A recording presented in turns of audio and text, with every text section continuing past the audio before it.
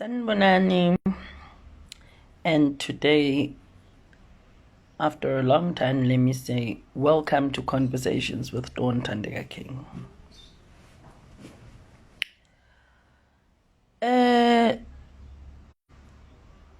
Hello to everybody that's joining.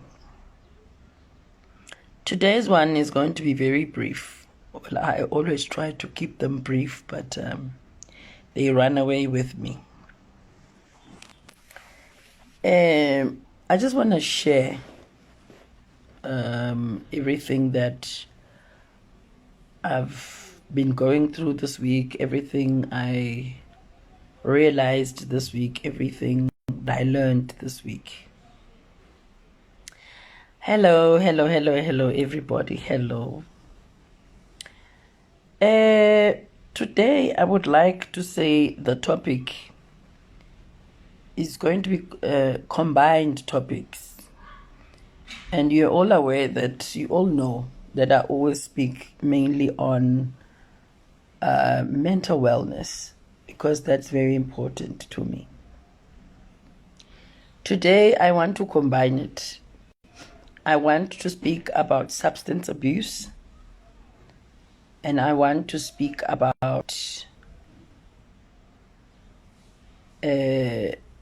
mental wellness and how the two interlink. And perhaps I should make it 3 topics in one. Lifestyle management. I would like to speak about that. Let me first speak about lifestyle. A lot of people kulesi sikhathi esiphila kuso manje. I'm not going to cry. Why would I cry?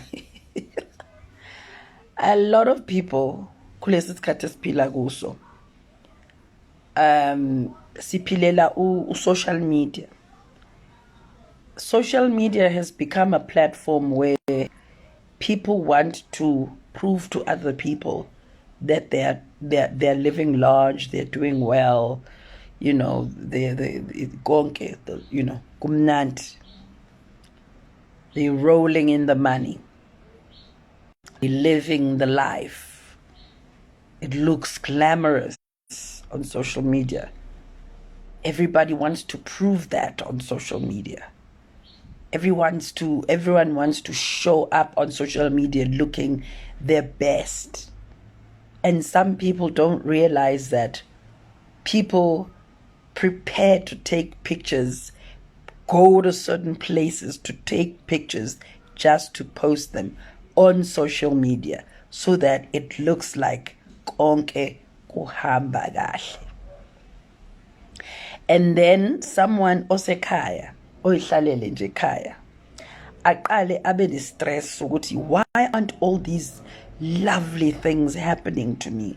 Why am I not driving this posh car? Why am I not living in this beautiful mansion? Why am I not making the money that these people are making? Why am I not traveling as much as these people are traveling? Why am I nginepati in mina? Why izinto zami zingenzeki zivalekile yini izinto? Right. Awukubuyiseke lo mqondo, because I want us to change our mindsets today. I want us to change the way we think about what we see on Instagram, what we see on Facebook and on Twitter. What we see is not real. It's exactly like before social media, we had magazines. When you would go and buy a magazine, all you see is glamorous stuff. Glamorous people with glamorous bodies, with makeup, no weight issues, no skin issues, no issues whatsoever. You read a magazine and you just aspire to be these people in the magazines. But that's what it is. It's a magazine. You call people, the person that you want to be on that magazine, that you want to interview, you call them as that publication or as that magazine. There's a photo shoot. that is prepared for this person, certain clothing prepared for this person, makeup done on this person so that they look flawless. And there's even certain angles lo muntu ashuthwa ngazo ukuthi abukeke emuhle, so that it's appealing when this person is on the front cover of the magazine to sell the magazine. So it's all just about marketing brands, marketing all types of things, marketing certain types of lifestyles. It's to attract people towards certain clothing brands, towards certain car brands, towards certain areas to live in, so that when umoyihlalela ematshana empangeni and you live impilo emnandi yakho in your beautiful home, because abantu sebakhile imizi emihle in our previously disadvantaged areas, like kwakuthiwa isemakhaya khona, abantu sebaphaphama bamba bayokwakha imizi emihle kuhle ey'ndaweni la esiqhamuka khona. And then when you start to feel the pressure, ingathi you need to move to a certain area to live there, because if you don't live there, ngathi awukho ey'ntweni. Who are you doing it for? Are you doing it for yourself, or are you doing it for precious lawa a society? Or because you saw people on Instagram posting Gucci, they're happy in this outfit makes them look gorgeous, nah. It was prepared for that moment when they were taking that picture, just to post that picture, to influence you to feel the way that you do afterwards. Relationships. People post their happy relationship pictures. They post good, they've traveled. My partner's bought me a beautiful gift. My husband bought me this. Somebody has been proposed to. Konke lokho. We post it on social media. People feel the pressure. But people don't see uma sekungaliya kwesithombe, uma sekungaliya social media. People don't see. People don't see. And nobody ever comes back and says, by the way, all of this, well, it's at that moment. At that moment when I had traveled to that place, ngase ngiyabuyela to my normal life, to live a normal life like everybody else. So abantu ke abangakwazi ukuzenzela these things, these lovely things. People can travel, who can travel to Cape Town, you can travel overseas, then they feel pressure. Then they feel, oh my God, maybe I'm a failure. I'm not getting ahead in life. Buka abanye abantwana benzani, bathenga imoto, bahlala emizini emihle, kusho ukuthi mina I am a failure. That's not true. You're not a failure. You know why? Because awukakafiki lapho. Nawe ngelinye ilanga uzofika lapho. And yes, they post pictures with fake Gucci clothes. Yes. Konke lokho. And people feel the pressure over izinto ezingekho right, ezingekho healthy. Have a certain mindset umubuka abantu on social media. Ube ne reservation yokuthi 85% of this is not real life. This is not really how people live. If they live that way, kuhle siyababongela, sibongela bona. But do not put yourself under pressure because of what you see on social media. Then we move on to the part where you feel so depressed ukuthi uyazama uyapaquza now usuzama ukufana nalaba bantu, akwenzeki. It's not going to happen because it's not real. Nabo bahlanganiselwe by whoever hlanganisile, because there are brands who want to work with brands. There's photo shoots, and then people post because they have to post on Instagram because they're advertising certain brands. umsebenzi bayasebenza. Wena ke in your real life one mawusemncane ungakasebenzi, you start putting your parents under pressure. Usufuna ukufana nalabantu that you see on social media. Usufuna ukwenza lezi zinto ezenziwa yilabantu on social media. Usufuna this, usufuna that. You put your parents under pressure uma useyingane. Then uma usukhulile ususebenza salary yakho nje that is supposed to cover your head, that is supposed to put food on the table, that is supposed to get you on empilweni. Usufuna ukuthenga into ezibizayo ngoba ufuna ukubonakala uphethe iPhone ukuthi nami ngikhona, nami nginayo. Does it fulfill your spirit mawukwenza lokho? Uma usuhambile ke wayospenda 20,000 wakho wokugcina on a cell phone, mawusuyiphethe ke, does it fulfill you ngaphakathi? Does it make you feel happy?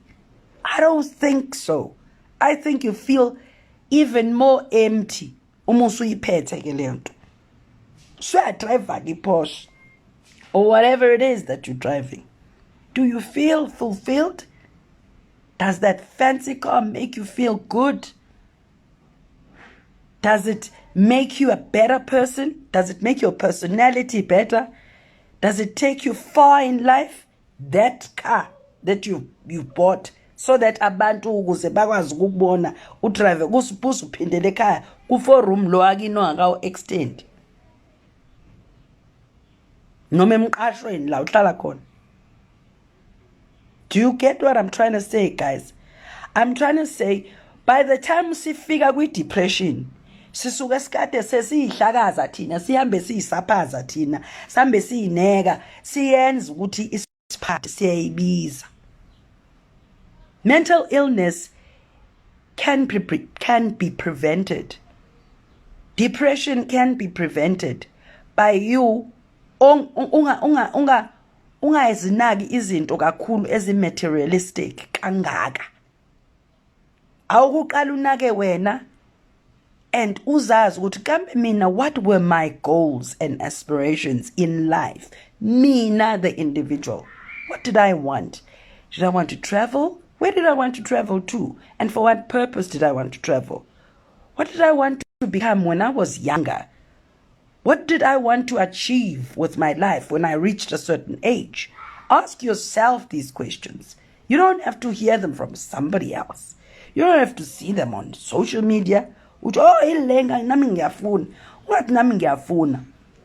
did you want? Then you become depressed. Depression isn't easy to deal with.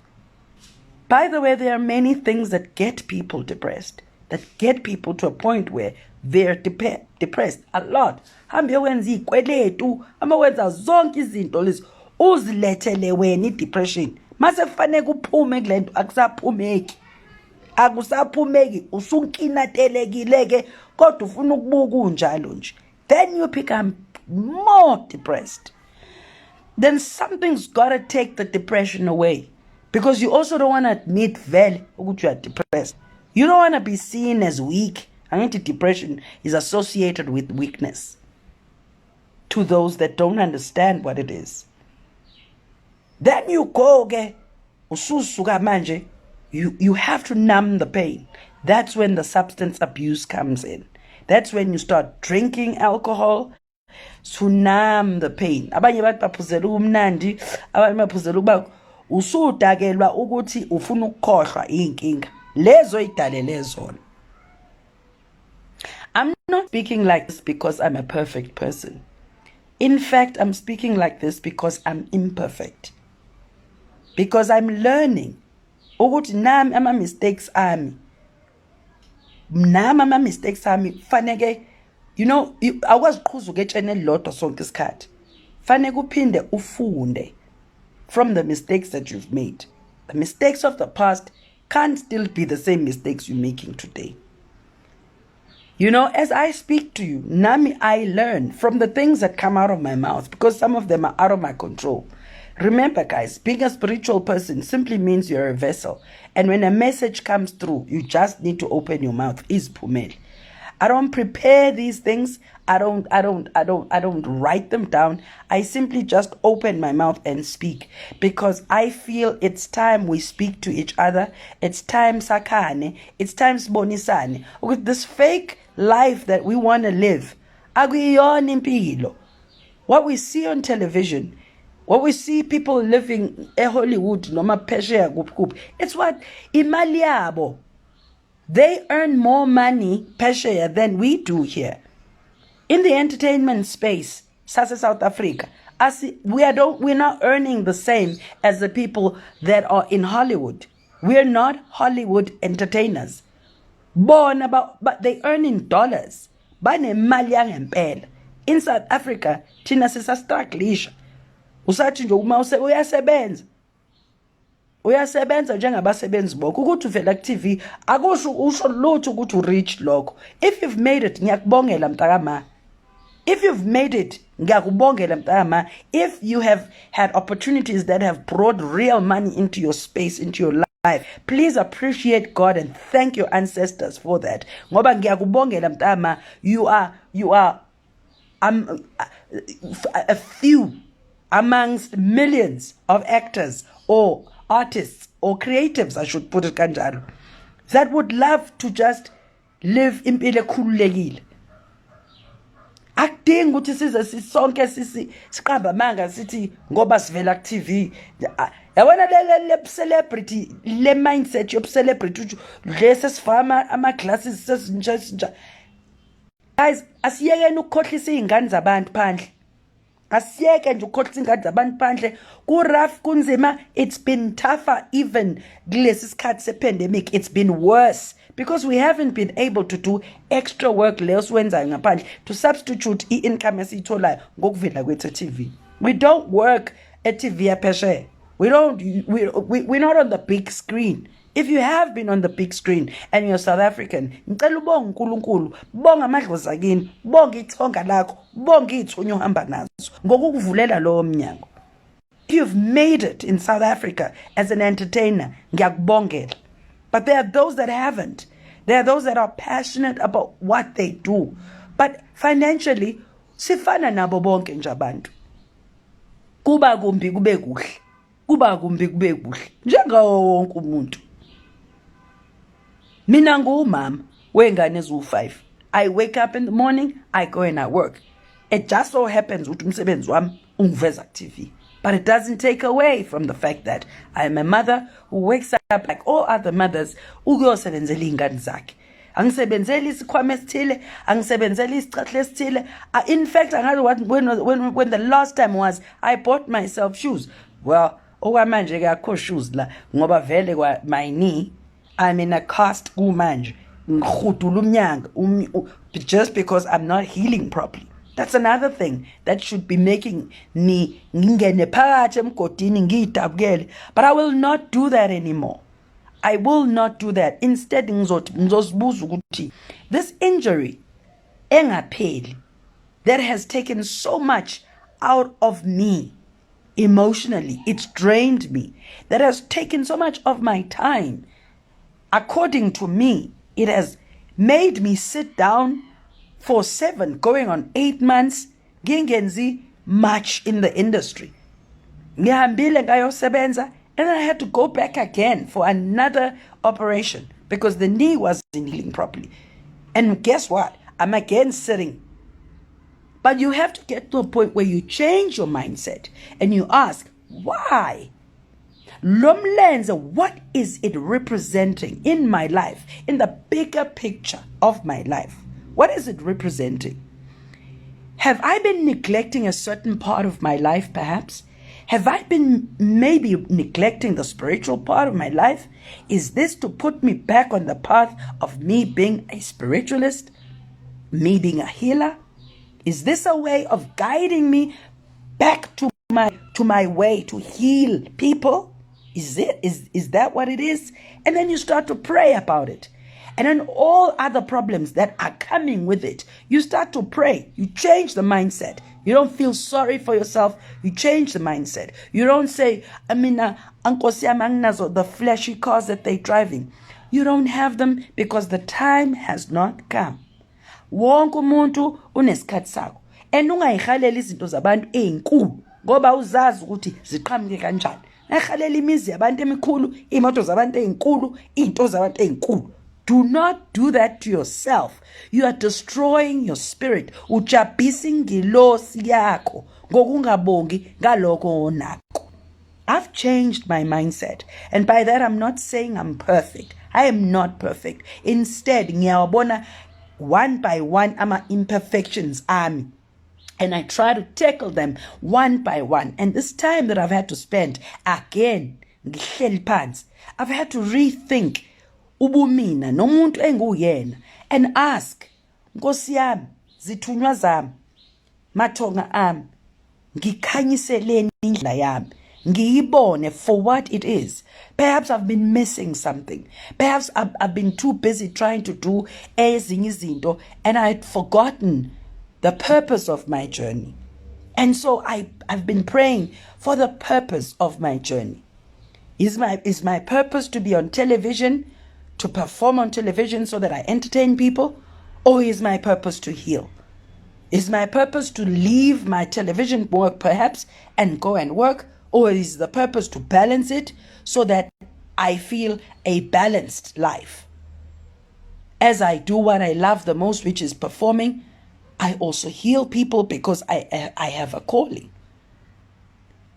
You have to then sit and you have to do introspection. You have to pray with understanding. You have to look beyond what you see on social media. Look beyond what you see when you see flashy people with their flashy things. Look beyond that. Perhaps that person with flashy things has worked hard. It didn't just come overnight. It took years of hard work and sweat and tears for them to get there. So celebrate with them. But don't wish for what they have. It is theirs. When alindelo kwakho. And this is when we start taking drugs so that we numb the pain of feeling like we are inadequate, like we are not enough, like tina ogwetu aguzi. Then we start going to traditional healers asking for, is it wrong? So when's imali? How about waiting? How about waiting for your blessing to come? Because everybody okhona emhlabeni wazalwe ney'nhlanhla zakhe. Kodwa izinkinga yethu asikwazi ukulinda. Sifuna ukufana no next door. What the Jones do next door, we must do not like I. Ma Jones mayithenga osofomusha. Oh my, nathi asambe sokweleta osofabasha. The Joneses pull up in the Range Rover. Oh nathi asambe soyikweleta. Sisesibe ngaka ekweletini. And then we become depressed and we hate each other la endlini because sekukhona sekuhleli kokho kodwa manje sekuyasihinya akusaphileki. And this is my truth today. This is my truth today. I'm saying let's relook at izinto esithi sifuna ukuba nazo nokuzenza. They are not for us izinto zakwa Instagram. They are for abantu bakwa Instagram. Umuntu wase Instagram mayiposte ukuthi i-achievement yakhe u-ABC, akusho achievement yakho leyo. Be inspired by it, but ungazuyibulale ngoba awukwazi ukufana nomuntu wakwa Instagram. Umuntu ongamazi nanokuthi leyo nto leyo ayitholile uyitholi kanjani. People work hard out there for what they have. Akwenze awukumlingo. So then we start taking substances. So then we start wanting to sambe so kwenza izinto ezingasile because sesibanje we feel a certain way. Let's take care of each other, guys. Sikhuzane, umbone umuntu yahlathatha, umkhuzi umbuyisa ujoza la. Leyo yenzayo kakusiyone yakho. Ilinde yakho. Lempilo sofuna uyiphila kuyone yakho. Abangani bakho, they will never tell you ukuthi uyabona ke manje usuyahlanhlatha ngoba phela abangani bakho banceke ini ubungani bakho. And nalento ukuthi young women, they go out of their way ukuthi siqoke kahle sibanani siyo attractor men with money. How about staying in school, completing school? How about aspiring towards certain careers and achieving law goals now, and then working hard uzithengele into zakho uyitholele into zakho. So I'm saying this today because it's important ukukhuluma honestly to each other as human beings. Singalahlekisani. Yes, I'm part of a program. Ngizofaka futhi la ku caption yami ukuthi I'm part of a program by the Department of Sports, Arts and Culture called Silapha. This program is to assist ama artists, nama creatives, nama athletes that find themselves in difficult situations because of a lifestyle that's gone south, lifestyle problems, legal problems, financial problems, substance abuse problems. You find yourself there because of certain situations. But this problem is not only for artists. The problem is a societal problem. Sithanda ukubuka izinto bese sifuna izinto ekungesize zethu. Akuyisizone zethu. Uma LV bag ingakafiki, how about just carrying the bag that you have that costs just enough for you to put into zakho uhambe ube muhle? It's about looking good. Ngikhumbula oma bethu mina bekhula. There wasn't this pressure on what brand are you wearing, what uhlala kuphi, uhamba ngani. They wanted to be beautiful. It's about what you look like. We were brought up by mothers ababeyithanda, babefaka makeup, babebahle, ababekuthanda ukuba bahle. But it had nothing to do with money and competition and brands and anything. And here we are. Generation less esizalile thina iwes. Generation esiyiyo thina siwes. We want to compete. Ngizobaqhuza nami ngizozifika. Zifikele khona ngoba uyathanda ukufika khona. Hamba ohlala la uhlala khona ngoba uyathanda ukuhlala khona. Driver le moto oyidriver ngoba uyathanda ukuyidrive. Ngoba ku comfortable, ngoba uyakwazi uyi-afford ukuyidriver, uyakwazi uku-afford uhlala khona. You understand? Ukuze nawe uyazijabulisa vele umzimba ovukayo fanele ujabule. Ngeke uthi usebenza ungayithokozisi. Kodwa ungathi ungakafinyeleli lapho busufika ufinyelele, ufuna ukufinyelela lapho. It won't help you ngoba uzowa, fanele kuphindele ekhaya, uyohlala nabazali ekhaya, sewudepressed ke manje, sekumele manje kudilwe ne-depression yakho, ufunela usizo, wena ongalifuni ngoba ufuna ukucasha, usufuna uhlala udakiwe la, usufuna ukubhema insango la, usufuna ukugqiba zonke izinto ezibhlungu oyizwayo ozibizele wena zona. Utshwala abukaze bize umuntu ubuhlele bottle store.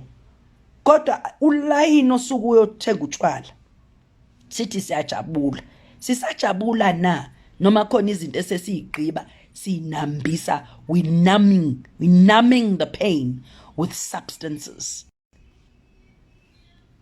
Again, disclaimer is I'm not speaking like this because I'm perfect. I'm speaking like this because I've discovered that I am imperfect. And I'm trying to correct my imperfections. I had a situation where I was injured and benkhala, I was depressed. Granted, bekhambelana. When you are physically injured, it affects you emotionally, it affects you mentally. But there has to be a turning point. Khona isikhathi la ufanele kuyibuze khona, no. Kwayona le injury, what is it? Speak to me. Mhlamba ngilalelanga uNkulunkulu wami. Bogogo mhlamba nginizwa. Khulumani nami naku ngisengihleli ngilalele. Uyinike isikhathi sokulalela. Akubangwa umsindo all the time ukhuluma noNkulunkulu. Khona isikhathi sokuhlala ngizuthula umlalele. Khona isikhathi uyaphahla ukhulume nabadala. Khona isikhathi sokubalalela. They require you to listen. And when they've spoken, you better do what they've instructed you to do. Sekufuneka sikhulisane manje as African people, as black people. Sekufuneka sikhulisane. Uthi uma ubona wrong, ungasabi ukukhuluma ngoba kuthiwa kuzothuthe. Mina sengidlula istage sokuthiwa ngithe. Mina I don't care what people say. Into engiyaziyo ukuthi individually ake siwabuka ama imperfections ethu and start to rectify them. Mhlambe njengoba kwakushiwo ngesingisi ukuthi be the change you want to see in the world. Awukuqala ushintshe wena. Siye ukukhomba abantu, sigiye ngamathamba abantu, athi umuntu mayekade zama to rise, ebese yawa bese siyamhleka. Athi umuntu mayinenkinga entweni ekade niyibuka iba yinhle phambi kwamehlweni, ebese siyahleka. Siyathanda ukuhlekana sinjalo nje. Siyathanda ukuhlekana nokuhlebana sinjalo nje. What kind of a race are we? Ake sibuze, what kind of a race are we that doesn't support each other? Umuntu uma ngabe evelelwe into embi, siyogiya ke ngethambo lakhe soze senza ama-meme ngaye. Ake sibeni yilaba abantu engicabanga ukuthi okhokho nogogo bethu ababeyibo abanobuntu. Ake siphinde sivakashele le ndawo yobuntu. Ake sithi uma ngabe sibabuka abantu abatalented ezweni lethu, siba appreciate. Singa appreciate abantu basheya, ebese sithi kulaba bakithi abatalented, uma umbone ehamba lo uzitshela ngathi. Ngenje mina ngimbingelele ufuna uyitshela ngathi uyayitshela. Uyisayitshele umazelaphi? You know the entertainer, you know the persona, you don't know the person. I guess appreciate what is ours. What is ours?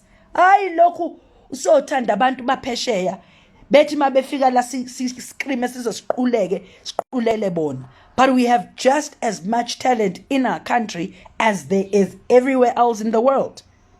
Kodwa ngoba umuntu omnyama hayi mina ngimbingelele ngoba uyayitshela. What the hell is that? What attitude is that? Ankazi umuntu ayisiphe italente. Akazi aziphi italente umuntu. And when you see someone that was up eqaleni ewile, akusho justify ukuthi mhlekeni usewile buka wayeyitshela engasibingelele njani. The entertainment industry in South Africa, I say again, is not the same as in other countries. The money that entertainers in South Africa earn is not the same as the money ya phesheya. Asiphili impilo ya phesheya. And it is not up to you to say yinpho abantu baphile beyond their means. Ubani othe they live beyond their means. Uphila umuntu lempilo ayifunayo. Akusho ukuthi wena uyibuka e-Instagram ikopishe leyo mpilo eyakhe. Uyazi yena uyi-afford kanjani. Again, I'm going to say the disclaimer. I'm speaking like this because I'm not perfect, but I've discovered my imperfections. And this is why I can have such conversations and I can speak truthfully about izinto. I've spent 7 to 8 months with a knee injury, but I've discovered it's not a knee injury. God was trying to get my attention. My ancestors were trying to get my attention. Mhlambe bengingasabanaki ngendlela bekufanele ngibaneke ngayo. Mhlambe bengasakhuleki ngendlela bekufanele ngikhuleke ngayo. Mhlambe bengasaphahli ngendlela besekufanele ngiphahle ngayo. Mhlambe bese ngikunjuza uchaphela ubizo lwanga ubizo lodwa. Khona ukubizwa kaningi bafowethu. Mina ngibizwe kaningi. Ngibizwela uku-entertainer, ngibizela ukuphilisa. Ngibizwela ukuba umama, ngibizelwe ukuba yikho konke lokhu, these roles that I play, these are callings. Ubizelwe intweni ozenzayo. So akungabi bikho lokho ukignorayo nokuneglectayo. Again, I say again, I am speaking like this because amehlo amavulekile to my imperfections. And so umama akathethi, umama uyakhuluma ke sithi umama unyukela umoya wayithola umoya usukhuphukile. I was just trying to speak on very important topics, which is lifestyle, which is substance abuse and mental illness. Ukuthi khamba ndawonye. Ukuthi by the time you get to mental illness, usukade wenza ama-decisions are wrong ukuthi uphile i-lifestyle ethile. Ubusukade usufinyelelela wosusebenzisa ama-substances athile to numb the pain. So let's really look at our lives. Let's reconnect to who we are. And let's love ourselves for who we are. And let's wait for our turn. because wonke umuntu une-turn yakhe. I love you guys so much, and please follow Silapha at SILAPHA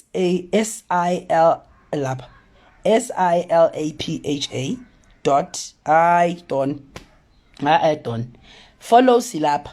Just type Silapha and follow them on Instagram, on Facebook, on Twitter.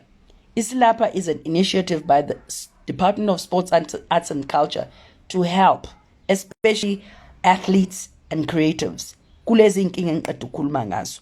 Please follow them. Please. Ngoba sometimes siyaqasha. Sithi asifuna ukubonwa yizwe mase sisey'nkingeni. So here is a program that is coming with people abakwazi ukusinika usizo. Ngiyazi kuzoqhamuka ukuthi what a useless program. I don't like people that are negative. I've said this before. What a useless program. Artists are hungry. Artists are this. Okay, kwenziwe njani? Because this program is trying to help with regards to lezi zengibalile, which is lifestyle management, legal advice, mental wellness, and substance abuse. Kukhona abantu abalidingayo lolo sizo. Kwenziwe njani when artists aren't getting what they want?